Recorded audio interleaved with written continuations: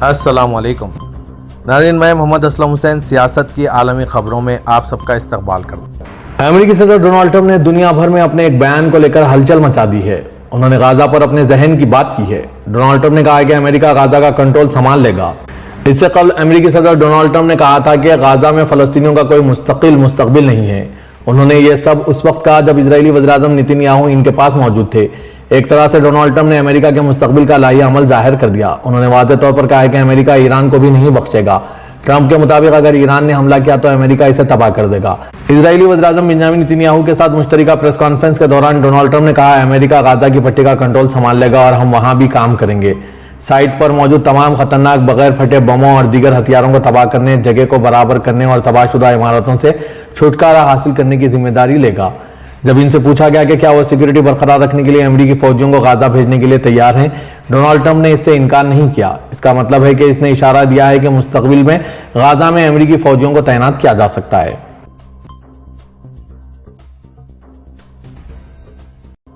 अमेरिकी सदर Donald Trump ने एक एग्जीक्यूटिव ऑर्डर पर दस्तखत किए जो ईरान पर ज्यादा से ज्यादा दबाव की पॉलिसी को बहाल करेगा।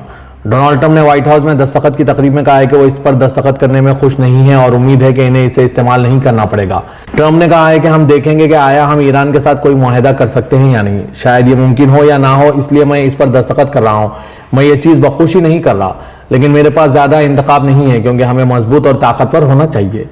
उन्होंने दावा किया कि इनके ओहदे सदारत के दौरान ईरान हरगिज जौहरी हथियारों का मालिक नहीं बनेगा।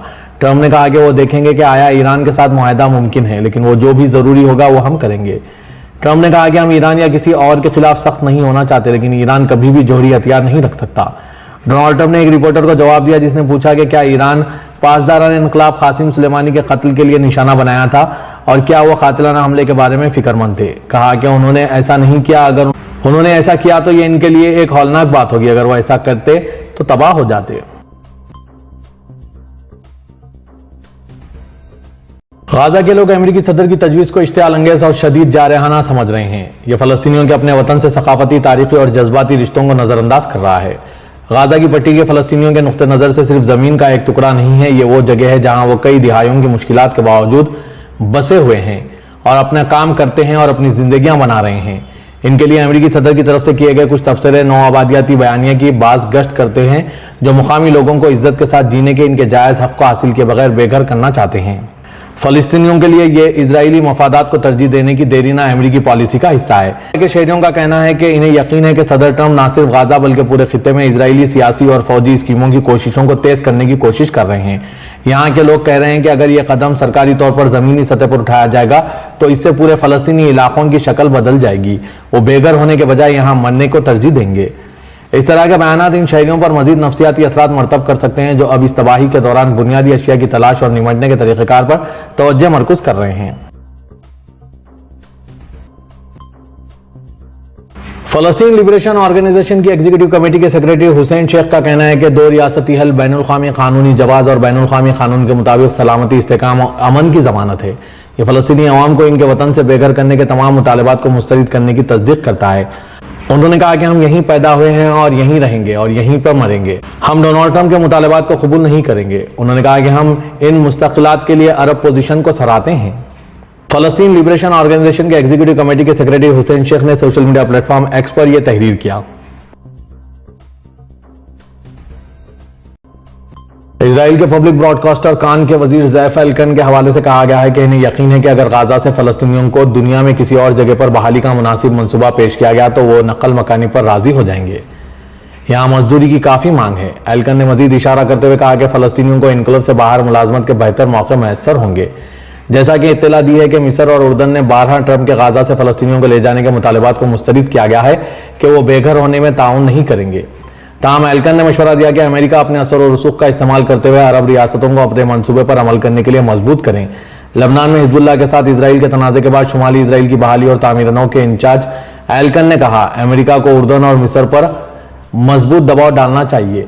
जो हमारे बाद दुनिया में सबसे ज़्यादा इमदाद हासिल करते हैं वो मिस्र और उर्दन हैं। इनसे अमेरिका को फ़ायदा उठाना चाहिए। हमास ने ऐलान किया है कि गाजा की पट्टी में जंगबंदी मुआहदे के दूसरे मरहले पर मुज़ाकरात शुरू हो गए हैं। हमास के तर्जुमान अब्दुल लतीफ़ कानू ने कहा है कि इस मरहले पर वो फ़लस्तीनियों की रिहाइश और तामीर नौ पर तवज्जो दे रहे हैं। یہ بتاتے ہوئے کہ جنگ بندی کے دوسرے مرحلے پر بات چیت شروع ہو چکی ہے، کانون نے اس بات پر زور دیا کہ اسرائیل معاہدے کے انسانی پہلو پر پروٹوکول میں رکاوٹ ڈالنے اور اس پر عمل درآمد میں تاخیر کرنے کے در پہ ہیں۔ رہائش اور امداد فلسطینی عوام کے لیے ایک فوری انسانی مسئلہ ہونے پر توجہ مبذول کراتے ہوئے انہوں نے کہا، ہمارے لوگ قابض افواج کی طرف سے اس میں تاخیر اور رکاوٹ کو برداشت نہیں کر سکتے۔ اس بڑے پیمانے پر تباہی کے بعد اسپتالوں کا قیام اور سڑکوں اور پانی کے کنوؤں کی تعمیر غزہ کو دوبارہ اپنے پاؤں پر کھڑا کر دے گی۔ مغربی کنارے میں پیش رفت کا حوالہ دیتے ہوئے انہوں نے کہا، فلسطینیوں کو اپنے دفاع کا حق حاصل ہے۔ طوباس کے مشرق میں تحریر چوک پر آپریشن مغربی کنارے میں بڑھتی جارحیت کے خلاف کیا گیا۔ یہ حقیقت ہے کہ قابض افواج کا احتساب نہیں کیا جاتا اور بین الاقوامی خاموشی اسرائیل کو غزہ کے بعد قتل عام کی جنگ چھیڑنے کی ترغیب دے رہا ہے۔ حماس کے ترجمان نے کہا کہ غزہ اور مغربی کنارے میں فلسطینیوں کو ان کے حقوق سے محروم کرنے کی اسرائیل کی کوششیں ناکام بنے گی۔ غزہ میں ناکام ہونے والا اسرائیل مغربی کنارے میں بھی کامیاب نہیں ہوگا، یہ محض خواہشات کی جنگ ہے۔ سعودی عرب نے ولی عہد شہزادہ محمد بن سلمان کے موقف کو ایک مرتبہ پھر دہراتے ہوئے کہا ہے کہ مملکت کا طویل مدت سے یہی نظریہ ہے کہ فلسطینیوں کی ایک خود مختار ریاست ہونی چاہیے اور یہ ایک پختہ موقف ہے جس پر مذاکرات ممکن نہیں ہیں۔ عرب نیوز کے مطابق امریکی صدر ڈونلڈ ٹرمپ کے غزہ کو امریکی ملکیت میں لینے اور فلسطینیوں کو اپنی زمین سے بے دخل کرنے سے متعلق بیان کے کچھ دیر بعد سعودی وزارت خارجہ نے ایک بیان جاری کیا۔ مملکت اور اس کے رہنماؤں کا طویل مدت سے یہی موقف رہا ہے اور وہ بارہا فلسطینیوں کے لیے انصاف کا مطالبہ کرتے آئے ہیں۔ ان کے بقائل دہائیوں سے جاری تنازع کے پائیدار حل کے طور پر اسرائیل کے ساتھ فلسطینی اپنی ریاست کے مستحق ہیں۔ سعودی رہنماؤں نے بارہا کہا ہے کہ مملکت اور اسرائیل کے درمیان رسمی تعلقات کا انحصار 1967 کی سرحدوں کے مطابق ایک قابل عمل فلسطینی ریاست کے قیام پر ہے۔ وزارت خارجہ کے بیان میں سعودی ولی عہد شہزادہ محمد بن سلمان کے 18 ستمبر 2024 کے شورا کونسل سے خطاب کا حوالہ دیا گیا ہے، جس میں انہوں نے کہا تھا کہ سعودی عرب خود مختار فلسطینی ریاست جس کا دارالحکومت مشرقی یروشلم ہو اس کے قیام کے لیے انت تک کوششیں جاری رکھے گا اور اس کے بغیر اسرائیل کے ساتھ تعلقات کو معمول پر نہیں لیا جائے گا۔ سعودی ولی عہد نے 11 نومبر 2024 کو ریاض میں ہوئے عرب اسلامی سربراہی کانفرنس میں بھی انہی جذبات کا اظہار کیا تھا اور فلسطینی ریاست کے قیام کے لیے کوششیں جاری رکھنے پر زور دیتے ہوئے فلسطینی علاقوں پر اسرائیلی قبضہ ختم کرنے کا مطالبہ کیا تھا۔ اسرائیلی وزیراعظم بنیامین نتنیاہو نے امریکہ میں ایک پریس کانفرنس میں بات کرتے ہوئے کہا کہ سعودی کے ساتھ اسرائیل کے تعلقات معمول پر آنے والا وقت جلد آئے گا اور لوگوں کو چونکا دے گا، لیکن وہ حقیقت سے ہٹ کر بات کر رہے ہیں کیونکہ ریاض بالکل واضح کر چکا ہے کہ جب تک ان کی بنیادی شرط پوری نہیں ہو جاتی، جب تک فلسطینی ریاست کا قیام نہیں ہو جاتا، کم از کم اس کے لیے کوئی راستہ نہیں ہوتا، تب تک ایسا نہیں ہوگا۔ لیکن اسرائیلی وزیراعظم نتنیاہو جو پچھلے ایک سال سے گھوم رہے ہیں اور فخر سے کہہ رہے ہیں کہ انہوں نے خود فلسطینی ریاست کے قیام کو روکا اور اپنے باقی سیاسی کیریئر کو اسی اقدام کو روکنے کے لیے استعمال کریں گے۔ انہوں نے کہا کہ اسرائیل کا سعودی عرب کے ساتھ تعلقات معمول پر بہت جلد آ جائیں گے اور سعودی عرب کے ساتھ اسرائیل مشترکہ کام کرے گا۔ سعودی ترکی رجب طیب اردوغان اور شام کی عبوری حکومت کے صدر احمد شرع کے درمیان گزشتہ روز دارالحکومت انقرہ میں ہوئی ملاقات کو غیر ملکی پریس میں وسیع کوریج ملا۔ قطر میں مقیم الجزیرہ ٹیلی ویژن نے اردوغان اور احمد شرع کے درمیان مشترکہ پریس کانفرنس کو براہ راست نشر کیا، جس میں اردوغان کے شام کے لیے حمایت کے پیغامات اور ترکی کے تاریخی موقف پر احمد شرع کے تعریفی الفاظ کو نمایاں جگہ دی گئی۔ العربی ٹیلی ویژن نے اس دورے کو علاقائی استحکام کے لیے ایک اہم قدم قرار دیا۔ شام کی سرکاری خبر رساں ANC سنا نے صدر اردوغان کے پیغامات کو عربی، ترکی اور انگریزی میں شائع کیا۔ احمد شرع کے بیان کا شام اور ترکیہ کے درمیان تعلق ایک ایسا رشتہ ہے جو تاریخ اور جغرافیائی سے بالاتر ہے۔ ہم صدر اردوغان کو جلد از جلد شام کا دورہ کرنے کی دعوت دے رہے ہیں۔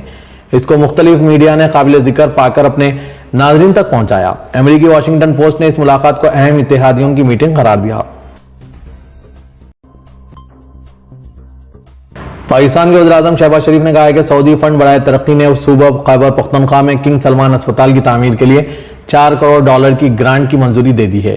وزیراعظم پاکستان شہباز شریف نے کابینہ کے اجلاس سے خطاب میں تیل کی درآمد پر 1 سال کے لیے $1.25 ارب کی مؤخر ادائیگی کی سہولت پر سعودی حکومت کا شکریہ ادا کیا اور کہا کہ اسپتال ضلع ہزارہ میں تعمیر کیا جائے گا۔ تیل کے مؤخر ادائیگیوں سے پاکستان کو مارچ میں متوقع عالمی مالیاتی فنڈ کے جائزے سے پہلے اپنے غیر ملکی ذخائر کو بڑھانے میں مدد مل سکتی ہے۔ وزیراعظم پاکستان نے کہا کہ ہمارے بھائی ولی عہد شہزادہ محمد بن سلمان نے کل 3 فروری کو ایک وفد بھیجا تھا اور تیل کی درآمد کے حوالے سے فراہم کردہ سہولت دسمبر 2023 میں ختم ہو گئی تھی، جس کی اب تجدید ہو گئی ہے اور انہوں نے ہمیں تیل کی درآمد پر 1 سال کے لیے $1.25 ارب کی مؤخر ادائیگی کی سہولت دے دی ہے۔ حکومت نے صوبہ خیبر پختونخوا کے ضلع مانسہرہ میں واٹر سپلائی اسکیم کے لیے قرض کے معاہدے کو بھی حتمی شکل دی، جس کے تحت سعودی ترقیاتی فنڈ $4 کروڑ 10 لاکھ فراہم کرے گا۔ اس منصوبے سے کم از کم 1,50,000 لوگوں کو صاف پانی کی سہولت فراہم کی جا سکے گی۔ अच्छी जिंदगी की तलाश इंसान को कहाँ ले जाती है? इसमें ख्वाब है अपना वतन छोड़कर अमेरिका में किस्मत आजमाई करना। ये रास्ते बाज़ औक़ात गैर कानूनी और ख़तरनाक हो जाते हैं, जो ज़िंदगी को खौफ से भर देते हैं। ये नहीं कहा जा सकता कि इंसान कब बेघर हो जाएगा। गैर कानूनी तारिकीन वतन को अमेरिका से निकाले जाने की कुछ तस्वीरें इस हकीकत को ज़ाहिर कर रही है। तस्वीरों में कुछ हाथ जंजीरों से बंधे हुए हैं, कुछ कतार में खड़े हैं, कुछ की आंखों में मुस्तकबिल की बेयकीनी और मायूसी के मारे चेहरे मायूसी से डूबे हुए हैं और अपने वतन हिंदुस्तान जाने के लिए अपनी बारी का इंतजार कर रहे हैं। अमेरिका के नए सदर डोनाल्ड ट्रंप ने इंतखाबी मुहिम के दौरान वादा किया था कि वो अमेरिका आने वाले गैर कानूनी तारिकीन वतन के खिलाफ सख्त कार्रवाई करेंगे। ट्रंप के इख्तियार संभालने के बाद गैर कानूनी तारिकीन वतन के लिए खतरे की घंटियां बजने लगी है, लेकिन किसी ने सोचा भी ना था कि वो इतनी जल्दी हो जाएगा। न्यूयॉर्क टाइम्स की एक रिपोर्ट के मुताबिक अमेरिका ने गैर कानूनी तारिकीन वतन के खिलाफ सख्त कार्रवाई शुरू कर दी। मैक्सिको, भारत, पाकिस्तान, क्यूबा और कई अफ्रीकी ममालिक के गैर कानूनी तारिकीन वतन को अमेरिका से डिपोर्ट किया जा रहा है। ये लोग डंकी रूट के नाम से जाने वाले रास्ते से होते हुए अमेरिका पहुंचे थे। यह तारिकीन वतन अमेरिका को अपना वतन बनाना चाहते थे। डोनाल्ड ट्रंप ने कभी गैर कानूनी तारिकीन वतन को गैर कानूनी, अजनबी और कभी मुजरिम करार दिया। अब इन्हें अमेरिका से भारी फौजी तैयारों में मुजरिमों की तरह हाथ पैर बांधकर भेजा जा रहा है। इस सिलसिले में आज अमेरिकी फौजी तैयारा गैर कानूनी हिंदुस्तानी तारिकीन वतन को लेकर हिंदुस्तान पहुंचा। गैर कानूनी हिंदुस्तानी तारिकीन वतन की पहली खेप अमेरिकी C-147 तैयारे के जरिए हिंदुस्तान पहुंची। इस तैयारे में 104 हिंदुस्तानी सवार थे, जिन्हें गैर कानूनी तौर पर अमेरिका में दाखिल होने के बाद अब हिंदुस्तान वापस भेजा गया है।